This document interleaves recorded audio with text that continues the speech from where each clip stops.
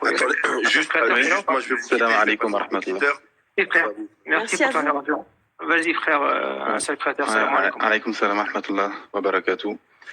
Barakallahu fikoum. Voilà. Bon. Il y a une grosse problématique, moi je vais vous la dire direct dès le départ. Elle est commune à beaucoup de musulmans, et c'est pour ça qu'on est dans cet état. C'est en fait le processus psychologique et la méthodologie qui est mauvaise chez beaucoup de musulmans. Pourquoi ? C'est-à-dire que le musulman, en fait, il a des sources juridiques, il a des textes qui lui expliquent le contexte, qui lui expliquent ce qui s'est passé, qui lui expliquent son environnement, parce que la parole du Créateur, Allah subhanahu wa ta'ala, les hadiths, la sunna du prophète Mohammed sallallahu alayhi wa sallam sont intemporels. Ça veut dire tout ce que les musulmans vivent ou vivront, ça s'est passé par le passé. C'est pour ça qu'un tiers du Coran, c'est le qasas, c'est les récits prophétiques. Les récits prophétiques, c'est pas comme en Occident, il était une fois, etc. Non, c'est des récits en fait profonds, avec des éléments, avec des messages, avec une feuille de route, un chemin qui nous montre une méthodologie de pensée, une méthodologie de da'wah, etc. Un jour, un Qurayshi est venu voir le prophète Mohammed sallallahu alayhi wa sallam, et vous allez voir, suivez-moi, vous allez comprendre par rapport au sujet.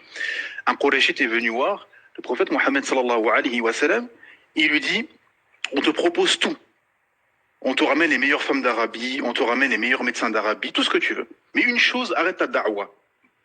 Et Rasulullah sallam, il a laissé parler, et à un moment donné, il lui a dit, est-ce que tu as fini? Il a dit, naam, j'ai fini, ça, ok. Qu'est-ce qu'il a dit, le prophète Mohammed sallallahu alayhi wa sallam? A'udhu billahi minash shaitanir rajim, bismillahir rahmanir rahim, hamim. Et il a récité la sourate Fussilat, la sourate 41, les versets détaillés. Bon. Et le Qurayshite a été bouche bée, et il est reparti avec un visage tout blanc. D'ailleurs, les Qurayshite lui ont dit qu'est-ce qui s'est passé, etc. Parce qu'ils ont été éblouis par la parole du Créateur Allah subhanahu wa ta'ala. Et les ulama, ils tirent quoi comme sagesse? Que le musulman, en fait, la première chose qu'il avance dans n'importe quel sujet, c'est le Coran. Et ensuite, c'est la sunna. Bon. Là, la problématique de ce conflit qu'il y a, et qui est généraux au monde musulman, en fait. Et c'est pour ça qu'on est dans cet état. Vous savez, le prophète Mohammed sallallahu alayhi wa sallam, quand il arrive à Médine, il a vu que certaines personnes se concurrençaient dans le tribalisme. Bon. Et qu'est-ce qu'il dit? Il dit ce fameux hadith connu sur la pourriture, par rapport à la asabiya, par rapport à la pourriture du tribalisme ou du nationalisme. Délaissez-le, c'est une pourriture. Bon. Ou alayh, pourquoi? Parce que c'était un frein. Parce que Rasulullah sallallahu alayhi wa sallam, c'était un fin stratège et il avait un projet d'un État musulman, d'un empire musulman. Et il fallait enlever les éléments qui allaient être des freins pour l'avancée d'un empire musulman.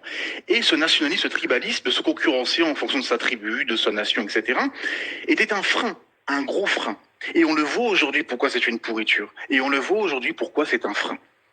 Parce que tu ne peux pas avancer. Déjà dans ce monde mondialisé aujourd'hui, contemporain, avec d'un côté, on a entre guillemets l'empire chinois, on a l'empire russe avec ce qui se passe en Ukraine, Poutine il veut refaire le bloc soviétique, on a bien évidemment l'empire occidental avec les États-Unis d'Europe, Bruxelles, l'Amérique, Israël, le Canada, l'Australie, etc. Donc l'empire matérialiste, athée, démocrate, maçonnique, contemporain, donc c'est l'empire dominant de notre époque, mais il est dominant pourquoi? Il est dominant par défaut, il faut revenir à Surat Nour, la Surat 24, où Allah Ta'ala nous dit qu'il donne la suprématie. C'est Allah qui donne la suprématie sur terre. Il l'a donné aux musulmans quand leur logiciel c'était Sami'na wa Ata'na. Nous avons entendu et nous avons obéi. Donc là, Allah Ta'ala a donné la suprématie aux musulmans. À partir du moment où on s'est détourné du Coran et de la Sunna, forcément on a perdu cette suprématie. Et par défaut, finalement, par défaut, les ennemis de l'islam ont cette suprématie. Notamment, il y a un hadith qui dit que quand vous allez faire telle ou telle chose, les ennemis, vos ennemis viendront vous coloniser et prendre vos richesses. Bon, ça fait partie c'est un long hadith, si vous voulez, je vous le cite plus tard. C'est un long hadith avec les 5 malheurs qui arriveront aux musulmans. Et donc, et on a ce fameux hadith. Et tu es sûr de sa chaîne de transmission? Ah oui, il est authentique ce hadith, il est connu chez les savants du hadith. Ce serait bien que tu le... Oui, parce que dans ma deuxième intervention, parce que sinon ça va être un peu trop long, il y a des mains levées. On a ce hadith qui est connu par rapport au fait que les ennemis de l'islam vont venir autour de vous comme on va autour d'un repas. Un sahabi, il a dit, on ne sera pas beaucoup. Regardez le sahabi, il a dit, Radiallahu anhu, il a posé la question de façon logique, on ne sera pas beaucoup, ils vont venir autour de nous bouffer, on ne sera pas beaucoup. Non, Rasulullah sallam, il dit, vous serez kathir, vous serez nombreux, et vous serez comme l'écume de la mer, vous serez faibles et divisés. Et dans votre cœur, il y aura la détestation de la mort et l'amour de ce bas monde, hubbud dunya. Et le hadith, ce qui est intéressant par rapport au sujet, c'est que ça parle de la division. Et le problème, il est là. C'est qu'en fait, la division, surtout dans ce monde, comme je disais, dans ce monde mondialisé, globalisé, être restreint à son État-nation, c'est un suicide économique, spirituel, militaire à tous les niveaux. On l'a très bien vu avec la Libye, malgré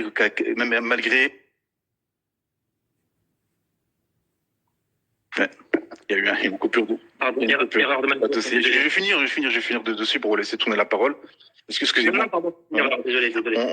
On l'a vu par exemple Kadhafi en Libye, ce qui s'est passé. Il avait, malgré les erreurs, les défauts, etc., bien évidemment, peu importe le personnage, mais pour montrer une idée, c'est qu'il a voulu faire quelques projets en Afrique, etc. Bon, la Libye a été soufflée en quelques jours parce que il y a un monde, un système économique, il y a le FMI, il y a le franc CFA en Afrique, la monnaie de coloniser, il y a le dollar, etc. Donc le système dominant en place, ils ont mis leurs pions, ils ont mis leur système, ils ont établi, etc. Donc pour relever la tête, finalement, il faut revenir à un empire musulman, c'est la seule solution. Ça veut dire que quand tu es divisé comme ça n'aide pas. Et forcément, avant bien évidemment de parler d'un empire musulman, c'est déjà de s'unir, d'enlever ces frontières abjectes qui ont été imposées par l'impérialisme colonial. Vous vous rendez compte où on en est? Et c'est là où on arrive à ce qu'a fait l'Europe. En fait, qu'est-ce qu'a fait l'Europe? Parce que quand vous regardez le Moyen-Âge occidental, c'est que des guerres. Hein. C'est que des guerres. La Prusse, les Anglais, Napoléon, c'est que des guerres. À un moment donné, qu'est-ce qui s'est passé? Après la Deuxième Guerre mondiale, avec plus de 55 millions de morts, ils sont mis autour d'une table, ils se sont dit, écoutez, ça sert à rien. On n'avance pas. On va s'unir. Et finalement, ils ont copié le concept musulman du khalifa, c'est-à-dire de l'unification des provinces pour avancer. Et ce qu'avait fait un peu l'Empire romain des siècles avant, bien évidemment, mais de s'unir. Et ce qu'a fait l'Union européenne, c'est une sorte de khalifa, c'est-à-dire un pouvoir central à Bruxelles, les États-Unis d'Europe, l'OTAN, avec des armées qui sont unies. Ça veut dire que si demain vous voulez attaquer le Portugal, le Luxembourg ou l'Écosse, ben, toute l'Europe, tout l'Occident va s'unir pour vous contrer. Et donc c'est ça le malheur du monde musulman. Et forcément ce nationalisme, parce que vous avez des gens, parce que tout à l'heure il y a un frère qui a dit, il y a des imams qui appellent justement à s'unir et de pas être dans la fitna entre Algériens et Marocains. Oui, naam, bien sûr. Mais le problème, c'est que vous avez des gens qui sont des nationalistes et qui sont limite. Pour beaucoup même, ils mettent leur État-nation au-dessus de la révélation, au-dessus de l'islam, et c'est pour ça qu'on est humilié. Et vous avez des gens qui sont des fanatiques de leur État-nation, et c'est-à-dire que ils seront toujours dans le duel. Et toi, t'as fait ça, et vous avez fait ça, et en fait, on n'en finit jamais. Et c'est une problématique. Allez-y. Hein. Oui. Ah, c'est le créateur. Oui. Non, ce que tu dis, c'est tellement intéressant que je n'ai vraiment aucune envie de te couper, mais j'ai juste respecté pour l'instant les mains. Oui, allez-y, j'ai été long, excusez-moi. Et après, je t'invite vivement à reprendre la... Non, pas du tout. Désolé. C'est très, très important ce que tu dis, et si tu ne fais rien vendredi, Inch'Allah, j'aimerais bien que tu viennes à l'after-prêche, à 21h. C'était à moi, qui? j'ai une question qui répondra à laquelle après, s'il te plaît, Christine. Est-ce que tout ce qui se passe, tout ce que tu as évoqué, où je suis d'accord avec toi à 100%, j'enlève rien, et merci encore une fois, et on aimerait que tout le monde aille dans ce sens-là. Est-ce que toute cette division d'État-nation, est-ce que c'est pas l'œuvre d'Iblis qui fait tout pour ni plus ni moins diviser les musulmans, justement, et nous rendre aujourd'hui aussi faibles? Voilà, c'est une question. Libre. Bien sûr. Et ouais, je fais Bliss. Tout ce qu'il peut, c'est susurrer à notre bien sûr, Allah pas notre nef, c'est bien sûr, Allah subhanahu wa ta'ala nous dit quoi?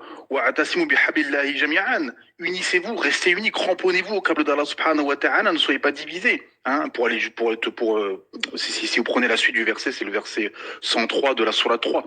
Donc, bien évidemment, Allah nous appelle à l'union. À l'union, même si on a des différences, on n'est pas d'accord sur certaines interprétations de textes, on n'est pas d'accord. Oui, mais principal, il y a un ennemi commun. Il y a un système corrompu qui massacre nos frères et nos sœurs en Palestine, qui ont massacré nos frères et nos sœurs en Syrie, en Libye, en Afghanistan, etc. Au Shem, et donc, et aussi en Inde, et aussi idéologique. C'est un ennemi idéologique qui diffuse dans le monde musulman des idées de koufr.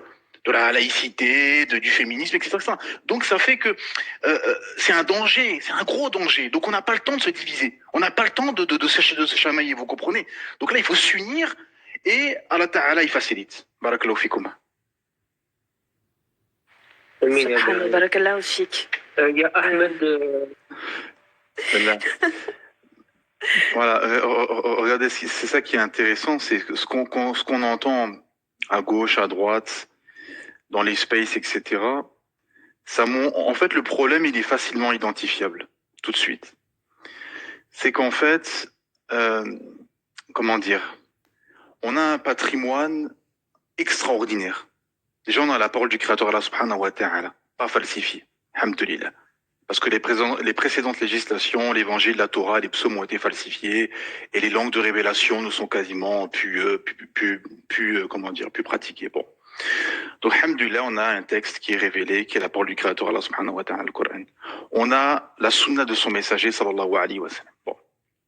Et surtout, on a la méthodologie. On a 23 ans de prophétie, 13 ans à Mecca, 10 ans à Médine, Sirah Nabawiya. Bon.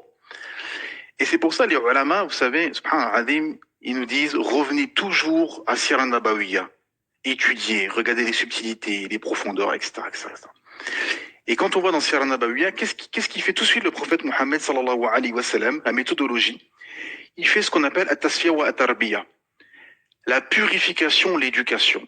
C'est-à-dire qu'en fait, le prophète sallam, il a construit des hommes et des femmes. Il a pris des bédouins d'Arabie du 7e siècle, qui étaient des païens, qui adoraient des statues de date, qui étaient dans le paganisme, qui étaient dans la médiocrité, entre guillemets, entre les deux empires, l'empire perse, l'empire byzantin.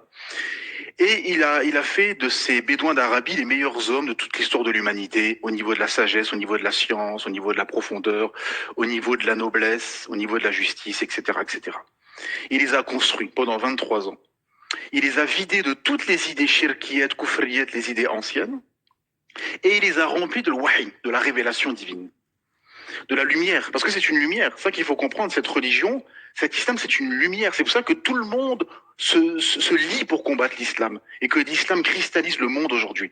Vous avez des jeunes américaines de 19 ans au fin fond de l'Amérique, qui sortaient en boîte de nuit, qui mettaient des mini-jupes et qui se maquillaient, et qui sont convertis à l'islam et qu'aujourd'hui se voilent. Et les parents, ils ne comprennent pas comment c'est possible. Comment cet islam, qui domine pas dans les États-Unis d'Amérique, l'islam ne domine pas dans les pays occidentaux. Mais pourtant, les occidentaux se convertissent à l'islam et abandonnent leur vie, entre guillemets, libre, mais de vices, soumis à Satan, à les casinos, l'alcool, etc., etc., pour se soumettre à un Dieu unique, Allah subhanahu wa ta'ala. Pourquoi?